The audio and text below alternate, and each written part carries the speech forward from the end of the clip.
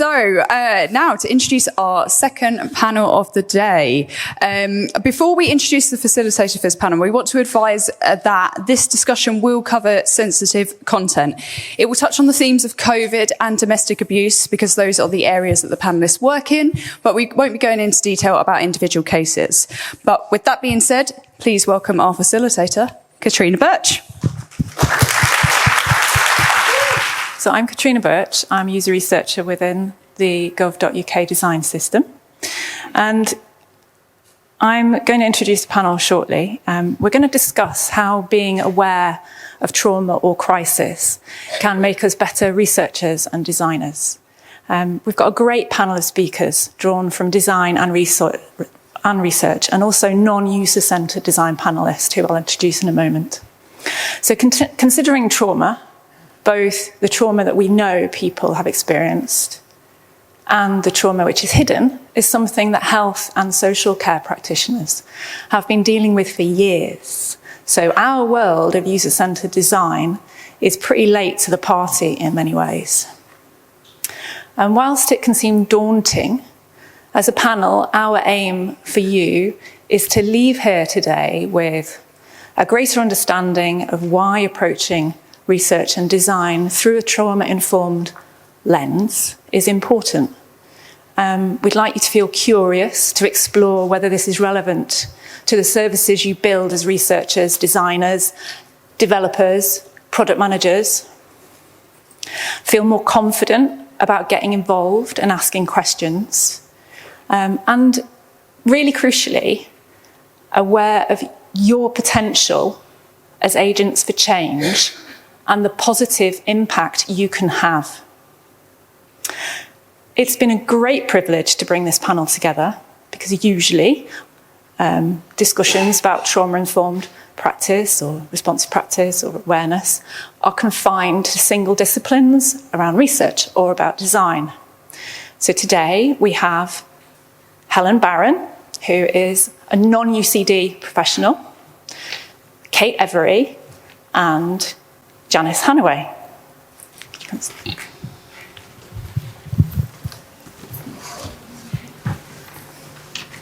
So Helen Barron is a centre manager at Emily Davidson Centre in Accrington, home to a number of charities which support survivors of domestic abuse to access work, education, volunteering and training.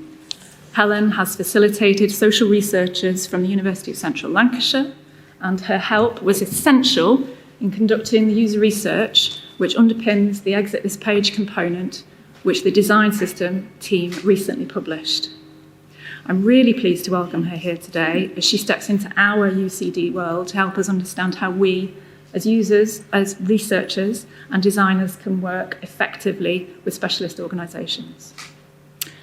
Kate Every is lead service designer at Mastec, where she heads up service design practice.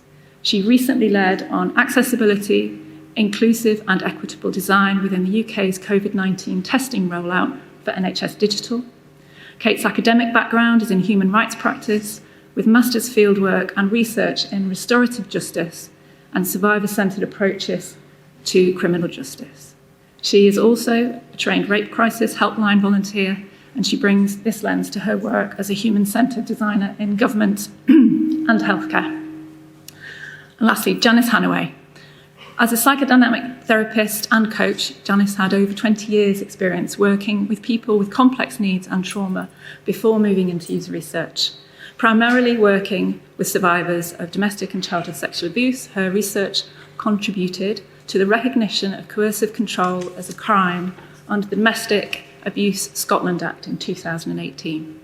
And as a user researcher, she championed the psychological safety of design teams, and this led her to be the co-founder of Research U Training Academy, which helps people working in UCD build the skills they need to do safer research and design.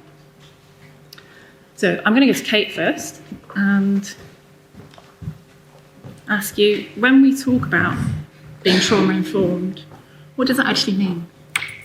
So I think we've got a definition of trauma. Yeah, so this is one definition of trauma. There's many definitions of trauma, and they've evolved over years. This one's from the United States Substance Abuse and Mental Health Service Administration. And they say an event, a series of events, or a set of circumstances that is experienced by an individual as physically or emotionally harmful or life-threatening, and that has lasting adverse effects on the individual's functioning and mental, physical, social, emotional, or spiritual well-being. So that's quite a comprehensive definition. So when we talk about being trauma-informed, it's really about awareness of the prevalence of trauma. So by kind of one estimation by the World Health Organization, 70% of people will experience at least one trauma in their lifetime. PTSD UK says one in 10 people in the UK will experience PTSD. I think what's incredibly important about being trauma-informed is that you just bring this awareness that the people that you're interacting with, not just your users and participants, but the people on your team, could have experienced trauma, could currently be experiencing trauma. And that's really what it's about in terms of being trauma-aware or trauma-informed. Why do you think it's important to us as participants? So there's several reasons, really. So the first one I would say is about mitigating harm. So we work in the public sector. We're here because we want to help people, we want to deliver good services to people that help and not harm. So if we bring them into a research setting or we build a service that causes harm to users, that's obviously counterintuitive to what it is that we're trying to achieve. Another element is that if we don't take trauma into account when we're in a research setting, is we're not going to get very good research data. And I think Janice is going to speak a little bit to that as well. And the final point I would say about why we should do this is also about our teams. So vicarious trauma is something that many people can experience in caring industries, but also in their roles as designers and researchers, because they are talking about the stories of people who've experienced trauma, and that can then have an impact on them as the researcher or designer or the team member, and that can lead to burnout. So there's lots of reasons why we should really be thinking about this. So when we're talking about vicarious trauma, it means that when we as practitioners experience trauma because of the stories we are being told. Yeah. So it's that impact that it has on us, and I think it might be kind of one key event that you've listened in on. I think somebody mentioned earlier about sitting in on a user research session for Exit This Page and how kind of how they found that, the emotional experience they had as a result of that.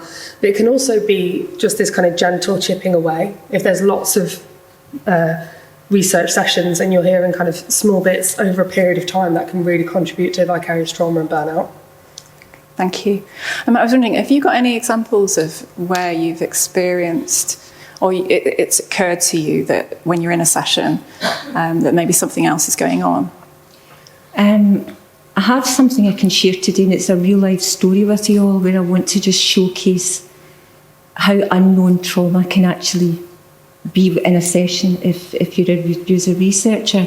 But going back to the point that Kat made around vicarious trauma, vicarious trauma sometimes can be unknown to yourself because the feelings sometimes can be similar to feeling low, feeling down. So when you have vicarious trauma, it creeps up over time. You don't just wake up one day and you have it. So what we teach people is to be mindful of themselves. If you're working with complex subject matter, be mindful of how you feel. Be mindful of your body reactions to it. If you start unexpectedly having nightmares or you start having flashbacks that are similar to what the stories that you've heard, then there's something going on and you need to seek help for that. Now, you can prevent that, and prevention's better. And the way to prevent that as user researchers or anyone in the design team, the UCD team, is to do reflective practice. So if you know you're working with complexity, you're working with trauma, you have to leave yourself, come out the session, and you have to go and you have to reflect on what happened. Because if you don't reflect regularly on what happens, the impact can build up, and that's when vicarious trauma can hit. So it's key to keeping safe for yourself, but it's also key to keeping your participants safe.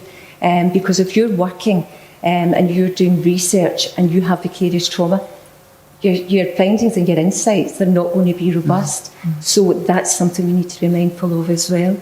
So the story I want to share with you all today is a real story, and it's a story from a woman when I was working on the COVID-19 testing programme.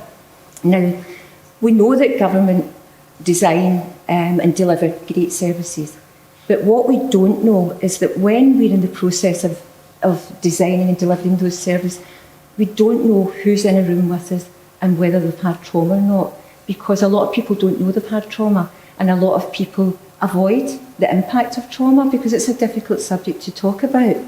So this story came from usability testing that I did, and it was with a woman who was 58. She had been shielding, and she had quite a lot of health problems, and she had had a kidney transplant. So that was the information I had about her when she came to the session, no more than that. So at the beginning of the session, as always, and as all good researchers will do, they will create a trusting sort of relationship and kind of explore a wee bit more with the participant, just in case there's anything else that hasn't been made apparent. So I did that. She was fine. She spoke about the pandemic, and her response was, we all went through it. I'm fine. I had my transplant, I had to shield, I'm fine. So what she was telling me was, I'm fine to carry on. There was no visible effects of anything. So we did the testing, and it was an iteration of a PCR application. But we had integrated into antibody testing, whereby people had to either agree or disagree to that. So the questions, they were all there in plain sight. So visibly, she went through that process. She went through the usability test with no indication of upset or any trauma triggers, and that was fine. So in the room with me that day were designers who were observing and a note taker. So as we went through, everybody's smiling, everybody's quite happy because the service was getting tested and it was good. You could hear the designers at the end of the session saying, good service, good review of it, great, we've done our job properly. However, when the test finished and I was wrapping up the session with her, I asked her how it'd been for her. No problem, went through it okay, chatting away to her, and then I asked her, can you tell me a bit about what you've just gone through? Blank. I don't know. She had no idea of what she had agreed to. She had no idea that the antibody questions were in there. So when I asked her, what do you think you went through? Just a PCR test. But I don't even know how I'm going to get it. Were you aware of anything in there around antibody testing? No. So that was fine. So then exploring further with her, I could start to see that she was getting a little bit agitated. And it turned out that this woman had been shielding all through the pandemic. She was previously a teacher. She had had her kidney transplant. She had multiple health problems. She lived in a top floor flat and couldn't even go out the door through the fear of touching, the railings or touching anything that anyone else had touched, through the fear of death, because she'd already encountered death with the kidney transplant. So this was all coming up, and she was, explaining all this to me. And then she went on to tell me that because she didn't go out, she had community intervention, whereby there was community support who came along and they left a bag of food at her door, as happened to a lot of people. And then she started speaking about that, and it clearly upset her. And it clearly made her feel really vulnerable. She felt a burden to the state, and she spoke about the bag with the 2 potatoes, with the supermarket's own brand of vegetables, with the pasta. And she just felt just so worthless, having to go to her door, pick this up, and it wasn't what she normally would buy. So what I had to do there was make sure she was okay and safely, let her leave the session. Now, I could do that. And the reason I could do that is because I am a trauma-informed and responsive user researcher. And I just wondered at that point, what would people do in that situation if you didn't have a background in trauma or you weren't aware of trauma responses? And for me, that highlighted a real need that people need to be trained in that area. Janice, I'm just wondering if I can come in there, because thinking about what you've said, I mean, clearly that person was deeply traumatised. Yeah. And, you know, I'd be sitting there thinking, well, that's great that you can handle that situation, but there's going to be many people in the room. You know, we're fortunate enough to have worked in disciplines before working in UCD or not working in UCD, where we have experiences from our previous lives that we can bring to the work we do, and work through a trauma informed lens. But there are many people who aren't. So, you know, what are the practical things that someone can do when they start setting up their research plan to try and keep participants safe? Okay, there are practical things user researchers can do, and they're already probably doing them. And these things are built into your ethics guides, and they're there. Trauma-informed practice just builds slightly upon that. So what you'd be doing is you'd be approaching all your research with a view that there's the potential that trauma might appear here. Never take it for granted that it won't appear in a room, because it might, so you need to be prepared for it. Do your desk research. So for instance, if you're researching domestic abuse, look at the prevalent factors around that. You're going to find homelessness is going to come up, you're going to find poverty will come up, you might find other forms of abuse might come up, and you might find addiction, you might find criminality, because they're all prevalent factors in that subject area. So do your desk research, and while you're doing your desk research, consider, am I the right person to do this research? And if you're not the right person to do that, that's when you need to involve people like Helen. And you need to go out and you need to speak to subject matter experts, bring them in, work with them, work closely with them, because that will give you the support that you need. Other things that you can do, you need to maintain boundaries. Because if you're in a research session with someone who's been traumatised or the shared trauma, and you cross a boundary and you offer to help them in a sense out with what you should be doing, you're giving a false sense of support to them, which isn't good for them, because you're not going to be a constant there to give that support. And the other thing is, if you cross a boundary, you're jeopardising your own mental health and your own well-being, and that's when you can move into these areas of burnout and vicarious trauma, so you have to watch for your boundaries. The other thing that's crucial, and it's key for me, is reflective practice. Every time you work in a piece of work that's complex, or in fact not, you have to integrate reflective practice into the process, and you have to talk about it, you have to share your findings with your peers, with your team, because that creates a shared understanding of what's going on, and then you sort of value people as well. So those are the sort of main things that I would say that you should do, which are all there. You just need to build a wee bit more on them. I think it's important to know that we're not sitting here, we're not going to make you trauma-informed overnight. It's about looking at what that means and what you can do about that. And as Janice has just said, it's important.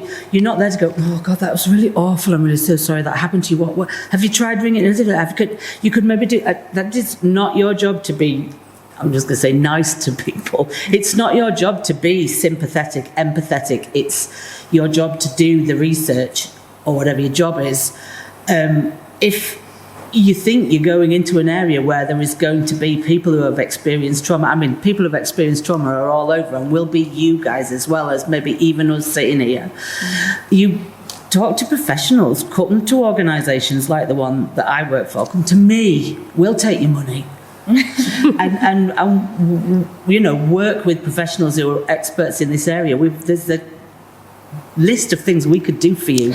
I'm thinking about it. So Helen supported the design system team in facilitating the research for Exit This Page component. I think I'd have a little debate with you about what you said about it's not our job to be empathic, but we can take that up, and we can take about the trauma. About the trauma. I know. It's what we're talking there is about boundaries, isn't it? But could you explain a little bit more about what you do? You know, you have supported social researchers at UCLan, you supported user researchers. So it kind of all started off, UCLan had approached, so University of Central Lancashire It's based in Preston. It's Lancashire that I work in, although I don't live there, you'll be pleased to hear. And they approached us and they asked if we could put a group of women together, because it is predominantly women that we work with, who they would be able to research about what to research. So they're researching domestic abuse. They're quite a well-known centre for researching domestic abuse and women's issues. And they wanted people who had got lived experience of domestic abuse to steer them in the right direction of what they would research. So I said, yeah, I can put a group together. And it kind of, for me, it's about thinking about outside the box, how we can empower our clients, as we call them, how we can empower our clients to increase their confidence and their self-esteem and their self-worth, and to know that they're important and to know that they're being listened to. And we're also a charity, so we can't always pay a member of staff to do that. So I think outside the box, and I think, yeah, bring UCLAN in, whoever, come in and do some work, you know, facilitate some groups with women who you're then taking away their input and using it. And it just was so positive. It was such a positive experience for our service users that when Kat approached me about their exit this page button, I'm like, yeah, can do that. Totally can do that. And it was done on a one-to-one basis rather than in a group setting. But it was a really valuable experience, and I think we all kind of learned a lot during those few weeks that we did that. Yeah, I would like to go back to you actually later and ask you about the things that worked well and the things that, you know, we could have done better. Yeah. And if somebody else was in the room and was going to approach an organisation like yours again, how they would approach that. But first of all, I just was going to ask Kate, I was thinking about, you know, maintaining boundaries within user research specifically and design, and knowing where those boundaries are. And if you're starting from scratch, we've maybe got some experience here, but what do you think organisations need to do to support their teams, their UCD teams, to support us as researchers and designers? What do they need to put in place to support us? So I think what's really important at an organisational level is having those policies and protocols in place, so that you are prepared, you are doing the work behind the scenes. And it should be a team effort. It could be something that goes into the research ops, as we were talking about earlier, which is how all of you as a team are going to handle these situations, and knowing in advance, if something difficult does come up in a session, what am I going to do? How do I handle it? Where do I signpost? And how you debrief afterwards. So what Janice was talking around vicarious trauma, it's incredibly important that you're having some kind of decompression, being able to have reflective practice, and that needs to be baked into your policies and protocols so that everybody on the team is protected and is prepared for a situation like that. So that's something I think design and research leadership should absolutely be leading on in terms of within teams.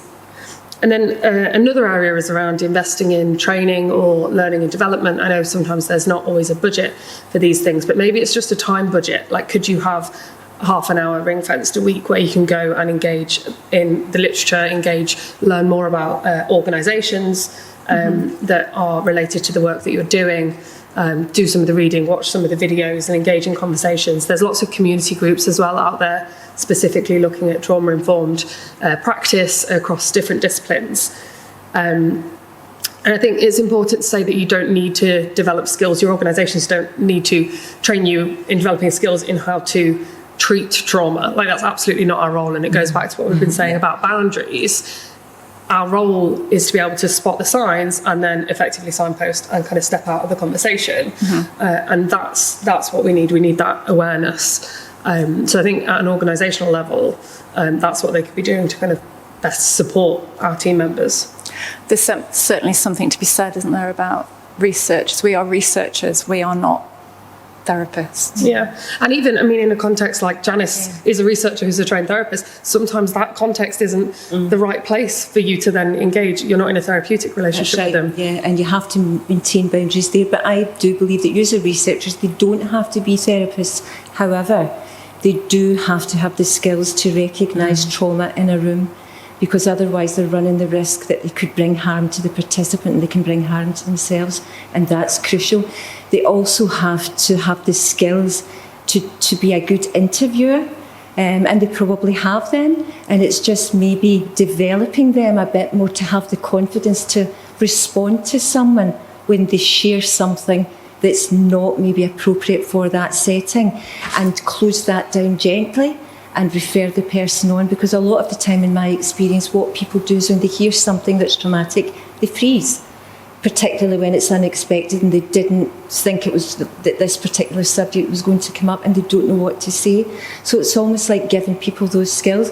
But what we can't forget is that the user research community have really good skill set there already, and it's probably just adding to that and following the ethics guidance that they've got, with a sprinkle of trauma-informed practices in there and the principles in there, and giving people the confidence and not to have fear when people share things with them. Because if someone shares something in a room that's traumatic, the person shared it because they're comfortable with you.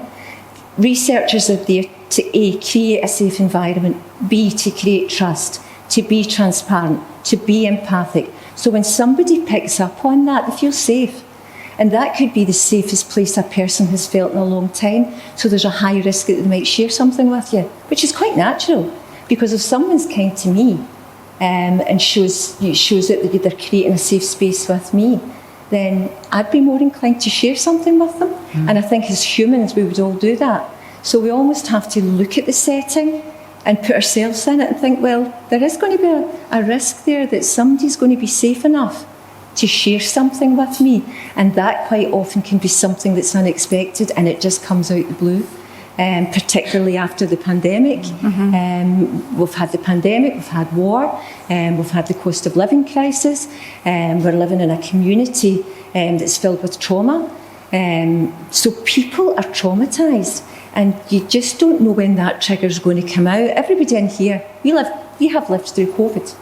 We have all lived through a pandemic. Now, I'm different from you. My coping strategies are different. But nobody knows what I personally went through. And I don't know what each of you went through. So if I had you in a setting where I was doing research and I happened to touch on something, there's a high potential that if you maybe did have a huge trauma, it might come out, and I could bring harm to you. So we just have to be respectful that people are different. People's responses are different. People's coping strategies are different. Some people avoid, and that's why the hidden trauma can potentially come up, because avoidance is a coping strategy. And I think this is a really key point that I hear quite often from people, that they think, well, I'm not working on Exit This Page, I'm not working with vulnerable communities or in anything to do with domestic violence. So they think, okay, this doesn't really apply to me. But I think what's a message that we want you all to leave here is it does absolutely apply to you. If you're dealing with humans and people who access services, it absolutely applies to you. And if you're doing research and you are speaking to somebody who's traumatised, their experiences will influence how they're responding to your job as a researcher. And it's about knowing when that information is key, is good, is factual, or actually is so influenced by their trauma that it's just not right. You're not getting the right information. You know, that's what it boils down to, isn't it? Could you let us know a little bit more about the work that I'm thinking about the work that we did with you for Exit This Page.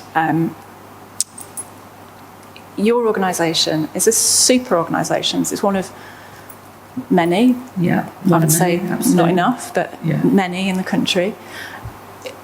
The work that you did with us, the logistics, briefly, we were able to interview participants on the premises of Harv. We were able to have support workers from Harv. You led me to a potential pool of people who you felt were resilient enough in order to participate. Some did, some didn't. Absolutely. And all of that was essential. It's a huge amount of work. What do you feel kind of worked, and what could people do better?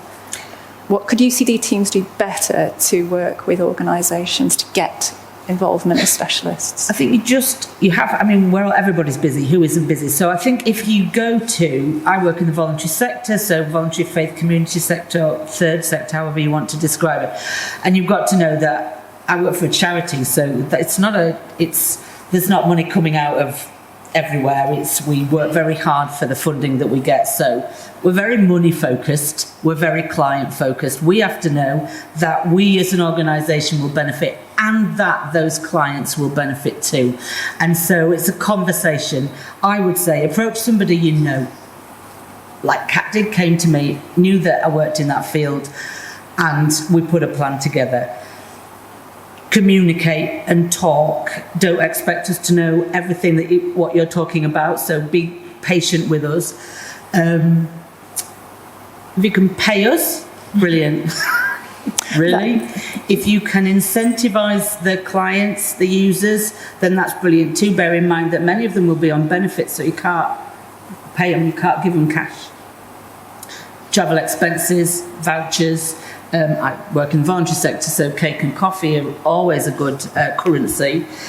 And plan with us. So don't just come up with a list of questions. We have these questions and we need to ask the clients these questions on this day. It's about us saying, actually, it needs to be during the day when people have got their kids in school. It needs to be, you'll need a longer session than that. People need to get to know you. They need to build up an element of trust. You will need a member of staff in the room with you, because if somebody is triggered and is terribly traumatised, then the research that you're doing, you won't be able to use that information because, it might be messed up.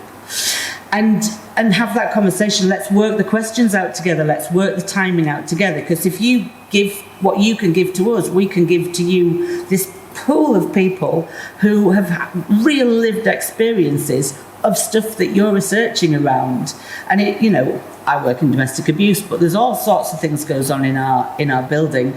We've got stalking support. We've got sexual abuse, people have experienced childhood sexual abuse. There's all sorts going on. And in one building, you could get quite a lot of key people, which if you didn't access through an organisation like us, you would be missing out. I think there's another one around content. So we've got content designers in the room. You will know the words that we should and shouldn't be using. You'll know which words are going to be triggers, which areas are going to, you refer to people as clients, maybe that's how they prefer to be referred to. There's the thing around victims and survivors. A lot of people choose to use the language survivors. If you've not been in that environment, you might not know that. You use the term users all the time, don't you? And that's to me, that having worked in drug support, that would be a whole different thing. Sort of, mostly, hopefully. So, it is about that, the language that we're experts in. Make sure that what you're bringing to us, we can give to you back as much. It's got to be a two-way street. But everybody's busy, but sell it well, because then we can sell it to our clients. We will sell this to them as something that is empowering people. They're making a difference for people in the future. Thank you. I think it's important to emphasise as well is that what we're kind of drawing out here is that this work was related to domestic abuse. However, this covers lots of different groups and support organisations, don't they? The advice is the same.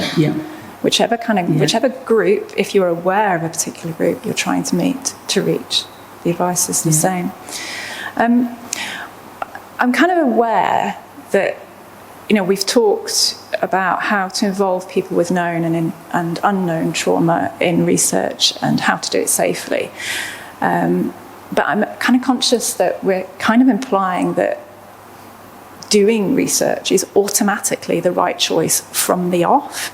And any user researcher in this room will know the scenario. You join a project and there's already an assumption, if not a plan, and a whole list of questions that somebody wants you to ask a whole bunch of other people. And it can be a really tricky thing to pause or redirect the momentum of a project.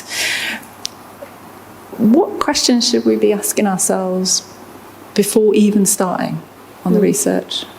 Well, I think the key question is, do we need to do this research at all?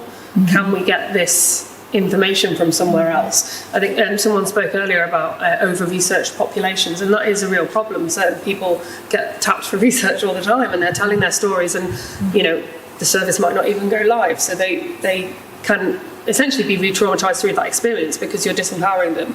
You're saying, give me your story, here's an extractive process, I'm going to go away and do this, you'll never hear from me again. So it's incredibly important that you really think carefully about whether you need to do the research, and if you do need to do the research, how you do the research.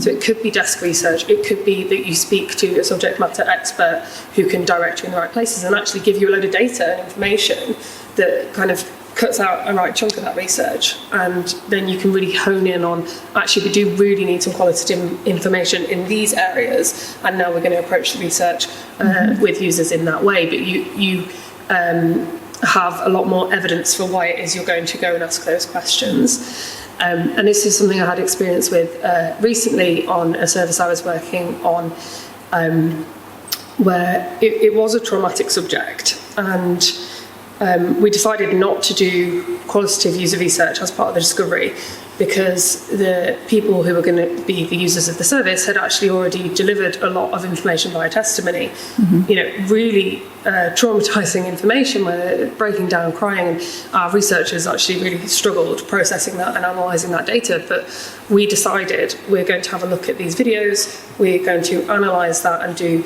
secondary research rather than going and asking these people to just tell us exactly. We were asking the same questions as what they were being asked in the video testimony that they'd given. So we decided to take a secondary research approach. And in the future, there may be a need to speak directly to some of those users, and then really where you're going to hone your questions because you know what you already know. Remind me again what the service was that you were... So this was related to infected bloods. Okay.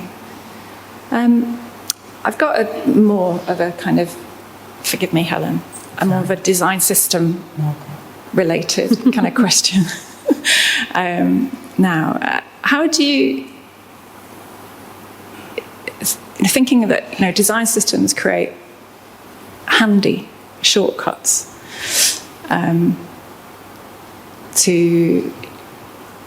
for tried and tested common patterns and components, and that makes building services quicker. But how do you think we can ensure we don't risk losing designing for context and safety? I think the first thing we have to do is acknowledge that we need to take account of trauma. We don't need to lose what we have, we don't need to let go of what we have, but what we can do is build upon it. And I think building upon it is the right thing to do. How we do that, first of all, we need to acknowledge it's there. The second thing we have to do is we have to talk about it, like Helen's saying about talking about going out to speak to communities and subject matter experts.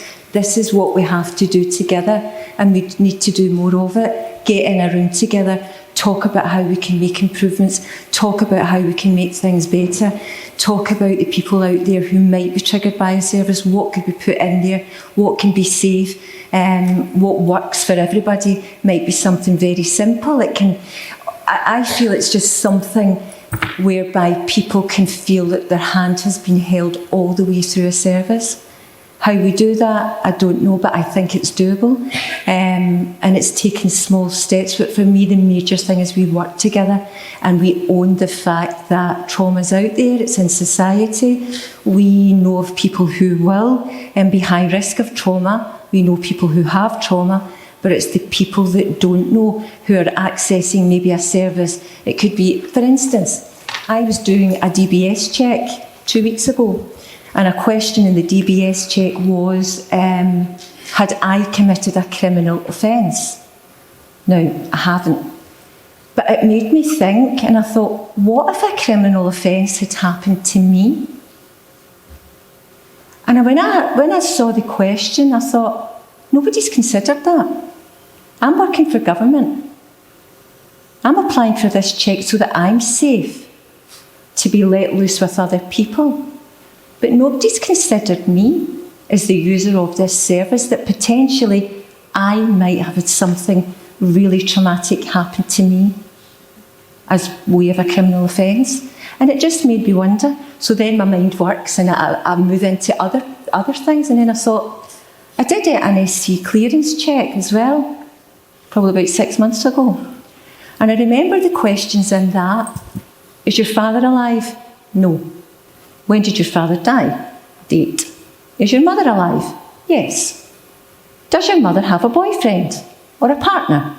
And I can't remember what the words were, but I thought, my mum's 82. If she knew this question was getting asked about her, she'd be like, don't you tell anybody my business. She hasn't got a boyfriend, okay? She hasn't. But it's what it did to me. It made me think about my dad. It made me think about, oh my God, what if my mum had a boyfriend? How would I cope with that? But there was no consideration about how I felt in that. And these are just things that were popping into my head around services. And that's 2 services that I can think of. And what I would ask you to do today, just take a way today and think about a service that you've entered, that's maybe you've saw something and thought, oh, I wonder if that could have impacted me, or in fact, did it impact you? I probably went off on a tangent there because that's what I tend to do with stuff like this. But, you know, it's just thinking, just think about things a wee bit differently, like I did with those 2 services, and you'll find one. Guarantee you'll find one. The experience that I had during the Exit This Page questions was that there was a client who was really terribly triggered, and it was what we learned from that was because we had just not gone through the questions thoroughly enough. We had not talked about the questions in advance thoroughly enough. And anyway, one client was particularly triggered, so it was very obvious that she couldn't carry on. But it was such an innocuous question. It was something that you would just nothing. I mean, we're asked all that all the time, things in questionnaires, aren't we? And it's just really about understanding the impact. In fact, not understanding the impact, but understanding that there may be an impact on those questions. You don't have to understand the full impact. It's that it's a possibility. And this is where awareness and training come in really useful, because during that session, that person had a support worker there, and we had the luxury of time, and I think that is something that we haven't touched on. This process, often this kind of research does take longer. To putting all of those steps in place and those nets and safety nets in place does take time. But it meant that we could sit with that person, and we stopped the session. We did.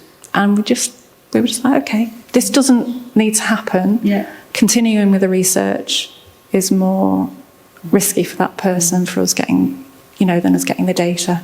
And the information that you would have got from her would have been skewed in some way, because she wasn't at that point thinking straight, for want of a better expression. So it was managed. We managed it really well. I believe that it kind of came out of the blue for me, which was my bad, as the young people say. But we managed it really well. We had the time to do that, and a professional in the room that, this particular client wanted to then open up, but it's not Kat's job to listen to her opening up. It is, however, mine. And that's a really interesting point. So before, I know it is so interesting, and I really want to discuss that further, but I'm just aware that we'd gone to Kate and we were talking about design systems. So I want to come back to you with that, if that's okay. I think for me, it's the same as with any time you use a component or a pattern from the design system. We saw an example from GOV earlier where people had taken the components and just misused them. Really, you can do that in a service where you're not necessarily thinking about being trauma informed. It's what is the context of your service? What do your users need? And how do you use components that support that? And if there aren't components or patterns that support that, how do you design things that support that? So it's just taking it back to that context of your own users in your own service. And sometimes the design system will be useful and sometimes it won't be useful, it won't go far enough. And at that point, I think this is, again, where we look at research, where we look at SMEs to maybe adapt patterns, to maybe redesign patterns for your specific context. And like I said, it is a really good way to speed things along, but it's not a replacement for research and understanding the context of your specific users on your specific service. Do you think there's any, just as an idea, there's any scope or any potential for working trauma-informed awareness or patterns or a way of working into things like the service manual? Yeah, absolutely. I think it's, I don't see it as any different to accessibility and inclusion. In fact, it is a barrier to inclusion, in the same way that we talk about language barriers to inclusion or accessibility. Not having an awareness of trauma could cause barriers to people using your service, like the examples that Janice talked about, could cause barriers to people engaging with you in research. So I think it absolutely needs to be part of the service manual. Okay. What I'm going to do now is come back to Helen, and then I'll like to go out to the audience. If you've got any questions, start thinking about them now, and we can come out with a mic. But just going back to the participants that worked with you recently, can you remember any kind of comments from them or how they felt about being involved in the research? I spent a lot of time talking to them about it beforehand and after, and we're still running the UCLAN research, so it is something that's always talked about. And it is about really making them understand that actually what they're doing is really important. Their opinions are really important. The things they have gone through give them a valuable perspective that people want to know about, and that's invaluable if you're trying to work with somebody to increase their confidence, their self-esteem and their self-worth. It's just about saying, I sell things very well. It's about saying the work that we're going to do today with this research about the exit this page button will help keep people safe for years to come. People like you looking up something on the government website, it might be child benefit, it might be taxes, it might be COVID, whatever. It's about keeping people safe in the future and you playing a really important part in that. And it's just, you sell it well, but it is true. I mean, this is the work that you do, you know that. But actually, it's about talking to your users, our clients, and letting them know that that's really important. There's a key point there, though, for us as researchers and designers, that we need to close that loop, because if we've told people what you're going to say is going to impact the service that we build, and then we put our research report on a shelf and never build the service, we've absolutely done a disservice to those people. So we have a responsibility to say, this is what we learned from the research, this is what we heard from you, this is how we're going to implement it. We might be implementing it 6 months or a year down the line, but keeping them informed, and that's part of being trauma informed as well, is keeping that communication open and transparency. And actually, even if you didn't use it, it's still, the information was still useful. There is a reason why you didn't use it, and their input into that is the thing that was important to them and to me as their support worker, for want of a better word. So, Absolutely. Okay, are there any questions? It's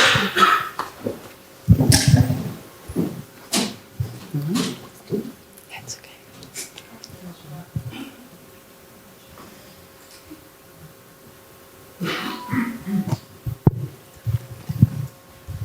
Hello. Thanks very much for that. It's a really interesting conversation. I just wanted to ask, reflective practice was mentioned a few times, and I'm just curious what that looks like in the team. Is it quite a formal thing? Is there a structure, or is it kind of an informal, ringed out time to use just to talk openly? Are there questions that you follow? Just curious what that might look like. Okay. Is this mic working?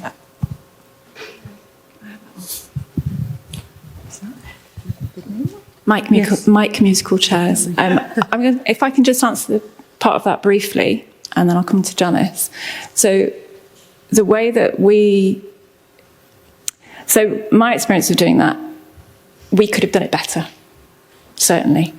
But what we did do at the end of our sessions, our interview sessions, we had time at the end of sessions to talk And then I also booked in time during the week to go through notes. But what I realised was actually going through the notes was becoming more reflective practice. If I were to do that again, I would definitely block out time then and there after sessions. Well, I've got the luxury to do that.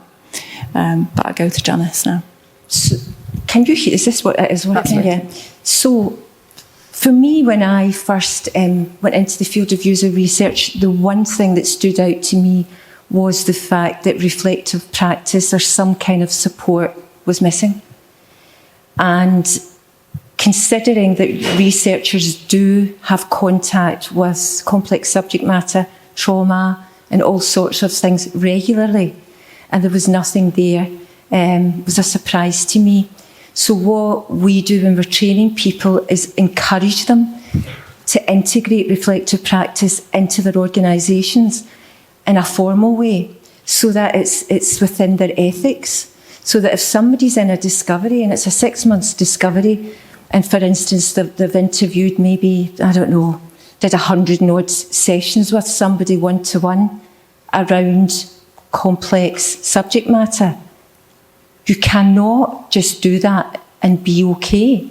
You have to talk about it. You have to explore, even just what the subject matter is with your colleagues. But if you don't do reflective practice when you're working in these environments, that's when you do get vicarious trauma, you do get burnout. Imposter syndrome will land on your doorstep before you know it. You become unwell, and the road to recovery going back the way is a lot longer than the prevention and the steps getting put in there, while you're doing the work. Yeah. And for me, that was highlighted to me because as a therapist, under our ethical code of conduct, we have to have clinical supervision for every 12 sessions with a client. Now, it doesn't even matter what those sessions consist of, you have to have it. That keeps me safe, that keeps my clients safe, it keeps my boundaries, it keeps me ethical, and if I don't do it, I'm struck off. But there's nothing there in an ethical format or code of conduct that's protecting the user researcher and the participants. So I always encourage organisations, get that in. It's a great way to work. You're going to keep people safe. Health and safety of workers within an organisation is vital, and that's a component of it, basically. Yeah, so I think from a practical perspective, it can be around your the research that you're doing immediately. When you're doing your plan and you're booking your sessions in, book the reflective practice in again as well. Within GDS, we've got a Slack channel that we can go to colleagues and senior colleagues informally to with things that we're concerned about, or just to reflect on what we've been doing. But it does feel like an organisational piece of framing and support, really, rather than leaving it to the individual, because like Janice says, as individuals, as user researchers, we don't have supervisors. It's not part of our professional practice. Okay.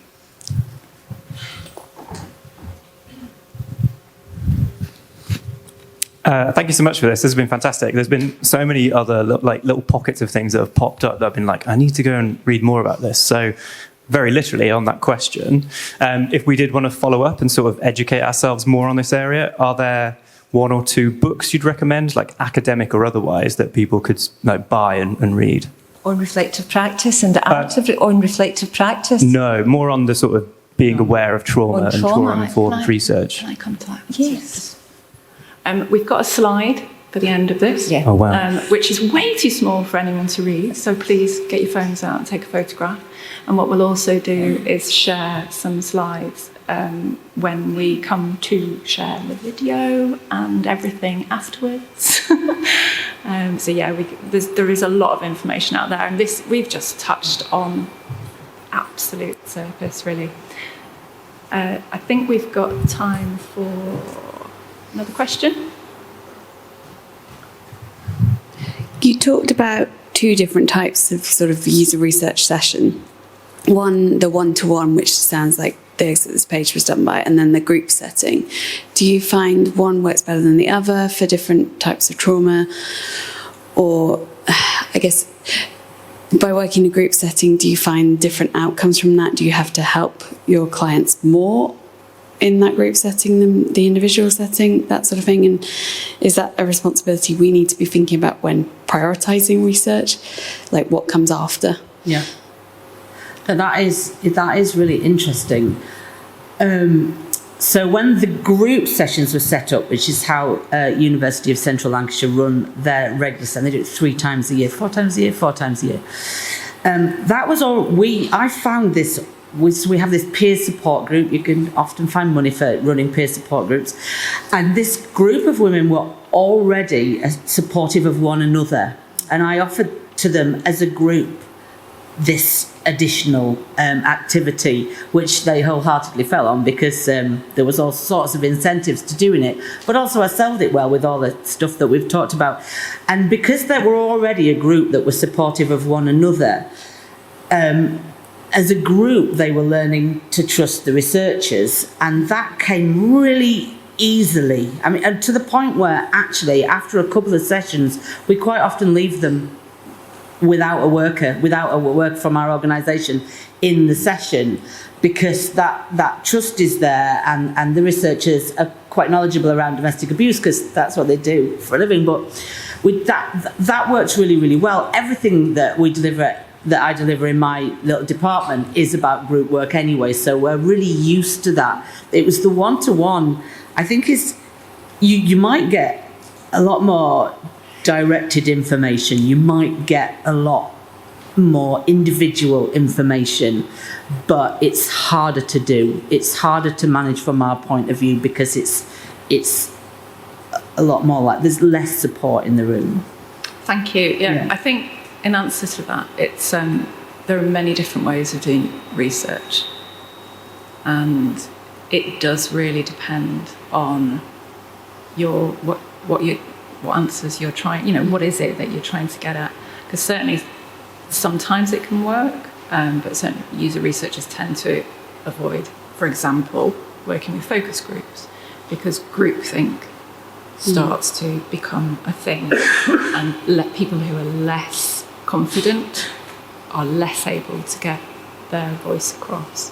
So it really does depend on natural.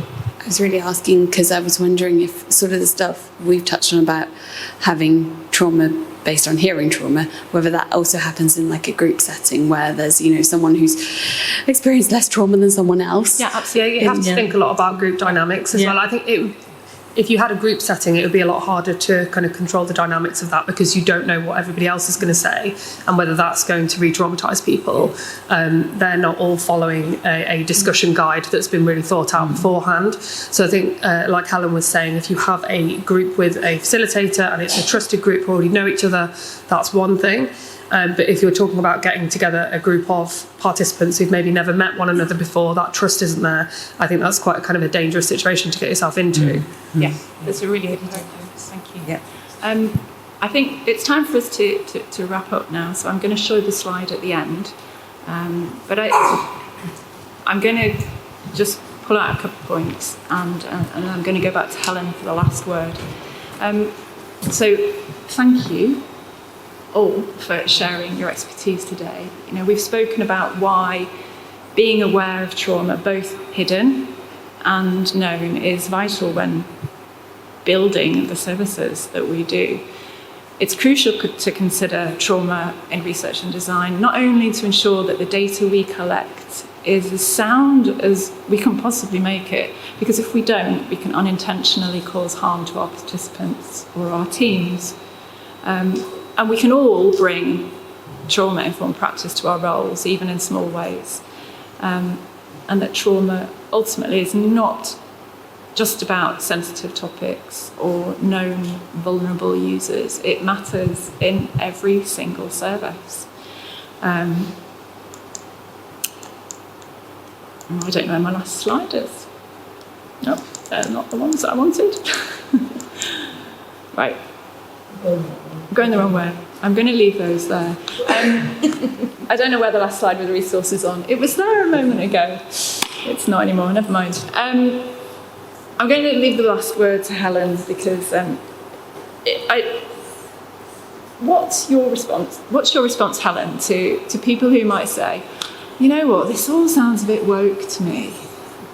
We can't account for every eventuality. No, of course. Well, once after I recovered from a civil servant using the word woke in the room, of course we can't account for every eventuality, but it is your job to account for as many as possible.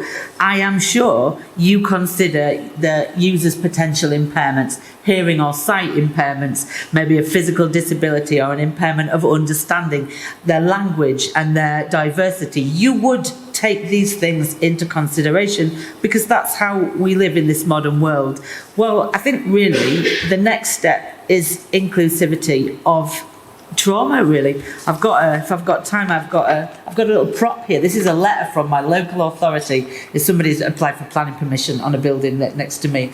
So my local authority are inclusive employers, Stonewall, you diversity champions, disability confident, and a mindful employer. Now, 20, 30 years ago, that would have been hilarious. This is my local authority. You might have expected it from the Women's Centre in Halifax, but you wouldn't have expected it from the local authority. And now it's normal. It's in fact, you want it to be there. We go, this is brilliant. So that trauma-informed awareness is just really, it's the next thing that we need to take into consideration. We have language around it, which we can now help us understand being trauma-informed and what trauma means to people.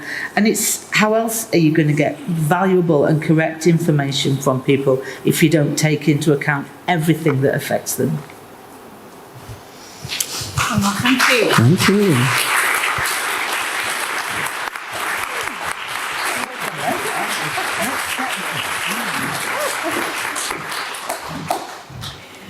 Okay. There we go. That's the super duper slide of way too many resources. But we will definitely share this after Design System Day, so you can get access to the links. Take a picture if you'd like to, but be aware that it will be shared.